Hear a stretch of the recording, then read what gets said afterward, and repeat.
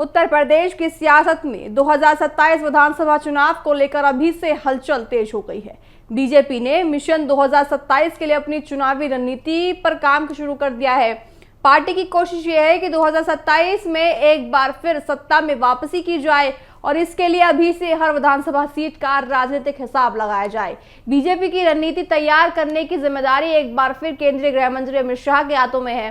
माना यह जा रहा है कि पिछले 2 विधानसभा चुनावों में उत्तर प्रदेश में बीजेपी की बड़ी जीत के पीछे अमित शाह की चुनावी रणनीति की अहम भूमिका रही है। अब पार्टी की नजर तीसरी बार सत्ता हासिल करने पर है। अमित शाह आने वाले दिनों में उत्तर प्रदेश के अलग अलग क्षेत्रों का दौरा करने की तैयारी में है। पार्टी की योजना यह है कि राज्य के सभी प्रमुख क्षेत्रों में जाकर जमीनी स्थिति को समझा जाए और कार्यकर्ताओं से फीडबैक भी लिया जाए।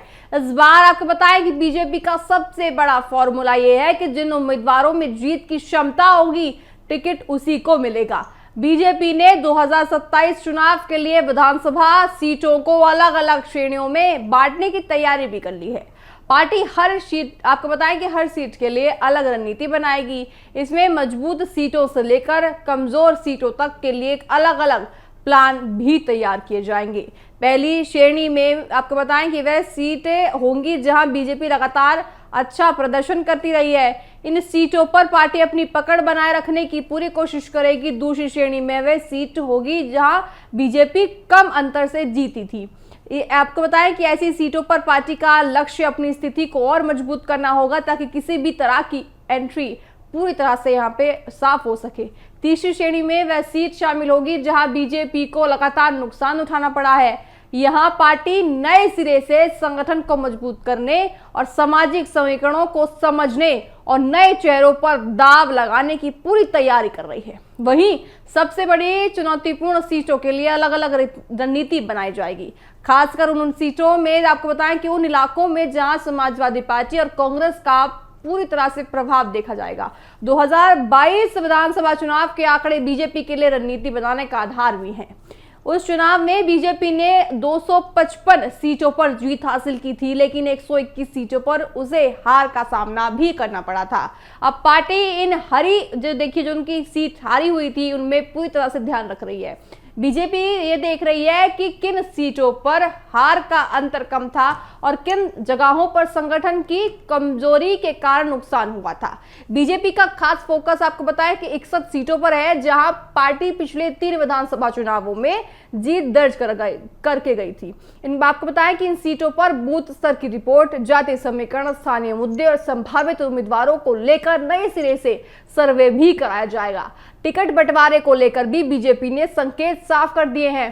पार्टी में अब केवल पुराने नेताओं के अनुभव के आधार पर ही टिकट मिलने की संभावना कम मानी जा रही है।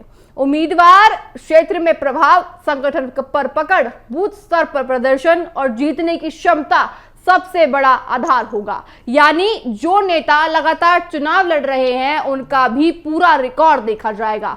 पार्टी ये जांचेगी कि पिछले चुनाव में प्रदर्शन कैसा रहा, कितने सीटों से हारा या कितनी सीटों से जीता और क्षेत्र में उनकी पकड़ कितनी मजबूत है। हालांकि बीजेपी के सामने कुछ राजनीतिक चुनौतियां भी और आ गई हैं।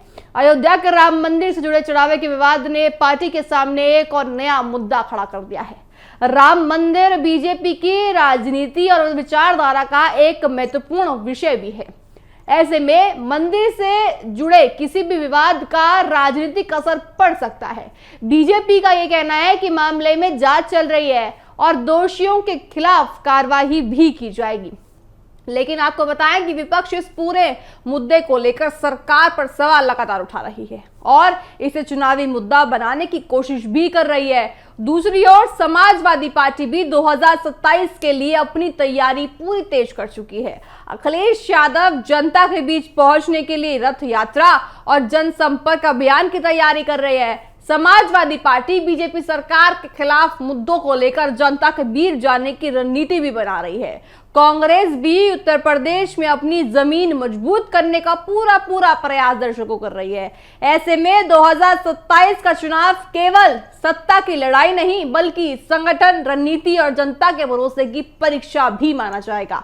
बीजेपी के सामने चुनौती ये है कि वह अपनी मजबूत सीटों को बचाए, हारी हुई सीटों पर वापसी करे और विपक्ष के हमलों का जवाब दे। अमित शाह की रणनीति साफ दिखाई दे रही है कि 2027 का चुनाव में टिकट पुराने समीकरणों से नहीं बल्कि जीत की संभावना के आधार पर लिया जाएगा।